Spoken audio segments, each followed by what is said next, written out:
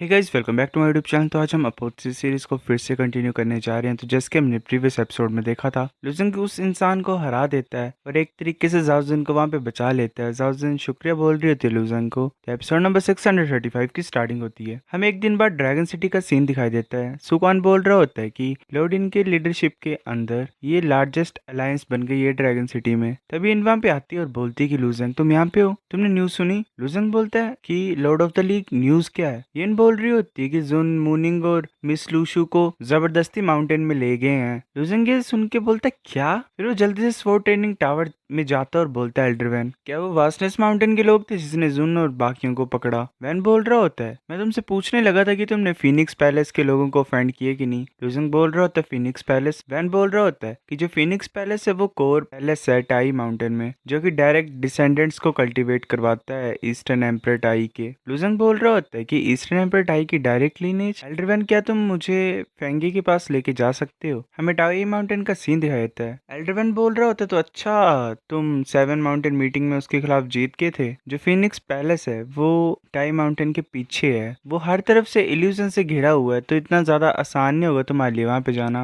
मैं कभी ऊपर नहीं गया हूँ, तो मैं सिर्फ यहाँ तक ही तुम्हें लेके जा सकता हूँ, आगे का सफर तुम्हें खुद तय करना पड़ेगा। लुजंग से शुक्रिया बोल के वहां से चल पड़ता है। एल्डरवैन बोल रहा होता है कि ध्यान रखना, इस इल्यूजन में गुम होना काफी ज्यादा आसान है। फिर हमें कुछ टाइम के बाद का सीन दिखाया जाता है। लुजंग सोच रहा होता है कि वेल, रास्ता तो सारा ही धुंध से भरा हुआ है, ये अच्छी बात है कि मेरे पास ट्रू विजन है। उसे आगे कुछ दिखाई दे रहा होता है, वो सोच रहा होता है ये आगे क्या है, क्या ये पिलर है? उस पिलर के पास पहुंच जाता है, उसे एक और दिखाई दे रहा होता है आगे। वो सोच रहा होता है तो अच्छा, ये एक तरीके से मुझे माउंटेन की तरफ गाइड कर रहे हैं। फिर हमें आधे घंटे के बाद का सीन दिखाया जाता है फिनिक्स पैलेस का। लुजंग वहां पे पहुंच जाता है, वो दरवाजे पे नॉक कर रहा होता है। तभी एक गार्ड बोलता है कि कौन पैलेस की गेट को नॉक कर रहा है? लुजंग बोलता है कि मेरा नाम लुजंग है, मैं हर्ट फ्लोस फोर्ट सेक्ट का हूँ, मैं यहाँ पे फेंगे से मिलने के लिए आया हूँ। गार्ड बोलता है कि एक छोटा सा डिसिपल प्रिंसेस को उनके नाम से बोल रहा है बिना किसी रिस्पेक्ट के। अगर तुम यहाँ पे किसी तरीके की मुसीबत नहीं चाहते हो तो चले जाओ चुपचाप। लुजंग बोल रहा होता है मैंने ऑलरेडी नॉक किया और अपने आप को इंट्रोड्यूस किया एक तरीके से। वो ऊपर कूद जाता है। गार्ड बोल रहा होता है क्या तुम लड़के अंदर जाना चाहती हो, मरना चाहते हो तुम? गार्ड अपनी शील्ड को बना देता है। लुजंग अपने हाथ को शेड स्टोन से कवर के करके बोल रहा होता है कि ये तो एक सिर्फ शील्ड ही है, ये मुझे नहीं रोक पाएगी। वो अपने पंच से शील्ड को डिस्ट्रॉय कर देता है और उस गार्ड को बड़ी जोर से पंच मारता है। गार्ड नीचे ग्राउंड से जाके लगता है और जो ग्राउंड होता है वो भी टूट जाता है। वो एक तरीके से लीडर होता है गार्ड, तो बाकी जो गार्ड्स होते हैं दो, वो डर जाते हैं। लुजंग बोलता है कि फेंगे कहाँ पे है? गार्ड बोल रहा होता है कि हमें नहीं पता। तभी कोई बोलता है कि एक छोटा सा फ्लोस फोर्ट सेक्ट का डिसिपल फिनिक्स पैलेस में तबाही मचाने की कोशिश कर रहा है। एक कपड़े का टुकड़ा आता है लुजंग की तरफ और लुजंग को वो बांध देता है। लुजंग बोल रहा होता है कौन है? वो लुजंग को खींच रहा होता है कपड़ा। लुजंग सोच रहा होता है इतना ज्यादा टाइटली बंधा हुआ मैं कि मैं तो अपने आप को छुड़ा ही नहीं पा रहा हूँ। वो एक औरत होती है जो लुजंग को खींच के अपने पास ले आती है। वो एम्प्रेस यान होती है जो कि ईस्टर्न एम्पर की दूसरी वाइफ होती है, मतलब मेन वाइफ नहीं। वो सोच रही होती है कि ये इंसान जो कि अभी तक क्योटिक्स और रीइंफोर्समेंट से नहीं गुजरा है, इसके पास ऐसी स्ट्रेंथ है कहाँ से? लुजंग बोलता है कि फेंगे कहाँ पे है? एम्प्रेस बोल रही होती है कि तुम फेंगे को क्यों ढूंढ रहे हो? लुजंग बोलता है कि उसने मेरे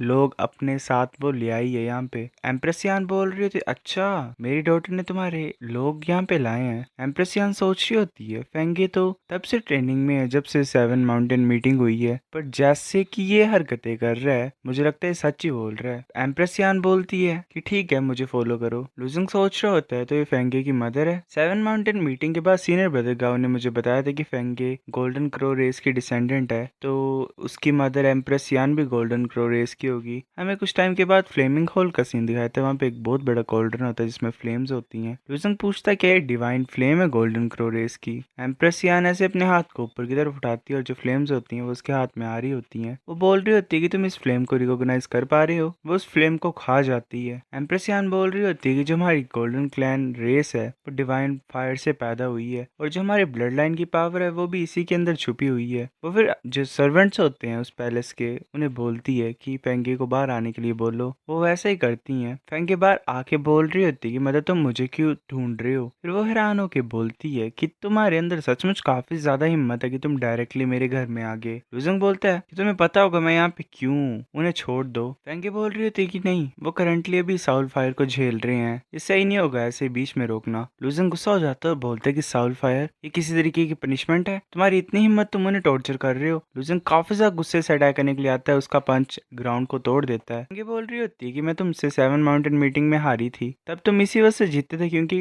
जो ट्रू एलाइटमेंट चैप्टर था उसका एडवांटेज लिया था तुमने। तुम क्या सोच रहे हो तुम मेरे से ज्यादा पावरफुल हो। वो एक हाथ में सन और एक हाथ में मून बना देती है।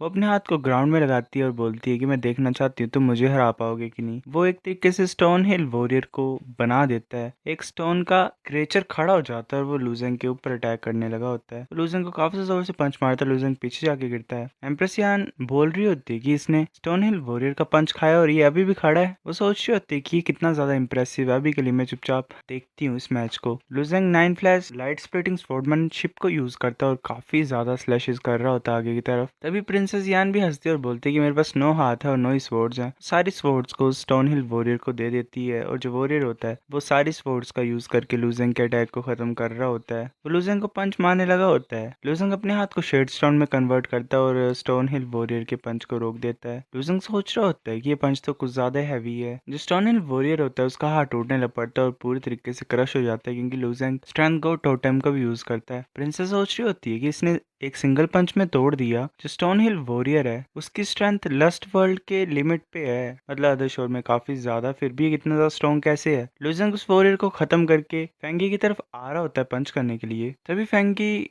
गोल्डन क्रो डिवाइन फायर को यूज करती है और अपने आप को फायर से कवर कर लेती है। फेंगी बोल रही होती है कि मैं देखना चाहती हूँ कि तुम कैसे झेल पाओगे इस आग को। लूजेंग फिर भी कर लेता है टॉलरेट और डायरेक्टली फेंगी के पास जाता है और उसकी गर्दन को अपने हाथ से पकड़ लेता है। लूजेंग बोलता है तुम्हारी फ्लेम्स जो हैं वो थोड़ी बहुत ही स्ट्रॉन्ग है उस डिवाइन नेस्ट विच से, मेरे साथियों को मुझे वापस कर दो। फेंगी बोल रही होती है कि मैं सरप्राइज दूं कि तुम्हें डिवाइन फायर से जरा भी डर नहीं लगता, पर ये मैं सोचो कि मेरे पास मूव्स ही नहीं है। उसकी पूरी बॉडी में मार्क्स अपीयर हो जाते हैं। लूजिंग सोच रहा होता है कि अपनी ताकत से इसके साथ लड़ाई नहीं करता हूँ मैं। वो डिमोनिक आई को यूज करता है। डिमोनिक आई होती है वो एक तरीके से डर बिठा देती है फेंगी के अंदर। फेंगी कुछ फील कर रही होती है जहाँ पे उसके पास्ट का बचपन का सीन दिखाया जाता है। वैसे सोच रही होती है कि मैं मरना नहीं चाहती हूँ। वो चिल्ला पड़ती है जोर से और बोल रही होती है मुझे मत मारो प्लीज। लूजिंग बोल रहा होता तो अच्छा तुम डर को जानते हो। तभी एम्प्रेस यान फेंगी के पास आके उसे संभाल रही होती है। फेंगी कांपते हुए ऐसे ही मतलब ट्रॉमे में चले जाती है एक तरीके से। लूजिंग सोच रहा होता है कि मैंने ऑलरेडी डीमन आई को हटा दिया है तो अभी भी रिकवर क्यों नहीं कर पाई। एम्प्रेस यान फेंगी के सर के ऊपर हाथ रख के उसे शांत करा देती है। वो बोल रही होती है कि तुमने किसी तरीके की मेंटल फियर टेक्निक को यूज किया इसके ऊपर। लूजिंग बोलता है हाँ। एम्प्रेस यान बोल रही होती है जैसे फेंगे पैदा हुई थी काफी ज्यादा हार्श ट्रायल से गुजरी थी ये डिवाइन नेस्ट में। उस एक्सपीरियंस ने इसे काफी ज्यादा पेन से गुजराया है तो इसलिए मैंने उन मेमोरीज को सील कर दिया था। अभी अभी तुमने वो मेमोरीज जगा दी दोबारा।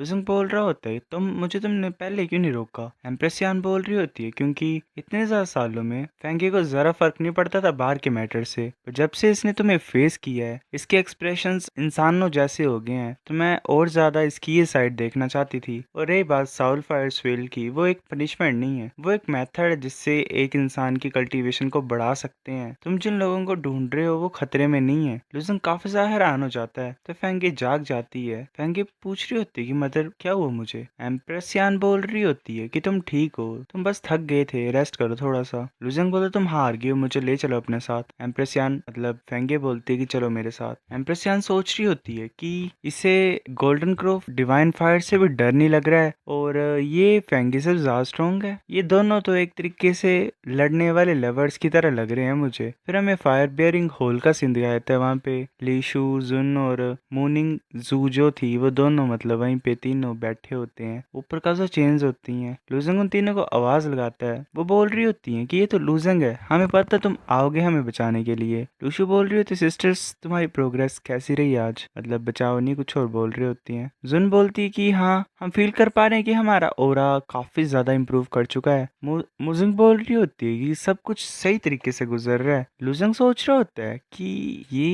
ये क्या हो रहा है, क्या मैं बेमतलब की लड़ाई लड़के आया फेंगी के साथ। तभी लुजंग पूछता है मैं जान सकता हूँ कि तुम इन्हें फिनिक्स पैलेस में क्यों लेके आए हो। फेंगी बोल रही होती है कि ट्रू एनलाइटमेंट चैप्टर की वजह से। इनिशियली मैं सिर्फ इन्हें इसीलिए माउंटेन में लाना चाहती थी ताकि ट्रू एनलाइटमेंट तुम मुझे दे दो। तब मैंने रियलाइज किया कि हमारी अच्छी बन रही है और इनका काफ़ी ज़्यादा अच्छा टैलेंट है कल्टीवेशन के लिए, तो मैंने इन्हें यहाँ पे कल्टीवेट करने के लिए छोड़ दिया। जुन बोल रही थी हाँ प्रिंसेस फैंग कुजा काइंड है, हम यहाँ पे रहना चाहते हैं और कंटिन्यू करना चाहते हैं कल्टीवेशन को। लुजन बोलता है कि तुम मेरे साथ नहीं आओगे। लूशु बोल रही होती है कि हम अगर ड्रैगन सिटी में होते तो हम कभी अदर शोर नहीं पहुंच पाते, पर यहाँ पे आसान है। फैंगी बोल रही होती है कि तुमने खुद ब खुद देख लिया, मैंने कुछ भी नहीं किया इनके साथ। लुजन सोच रहा होता है ऐसे तो ये कुछ ज़्यादा ही घमंडी है और प्राउड है, पर बुरे दिल की नहीं है ये। अगर ऐसी बात है तो वो उस पेज को दे देता है और बोलता है कि मैंने 180 करेक्टर्स डिसाइफर कर लिए हैं, शुक्रिया ने यहाँ पे कल्टीवेट कराने के लिए। फैंग उस पेपर को पकड़ लेती है और बोलती है तो क्या तुम और भी डिसाइफर कर सकते हो फ्यूचर में।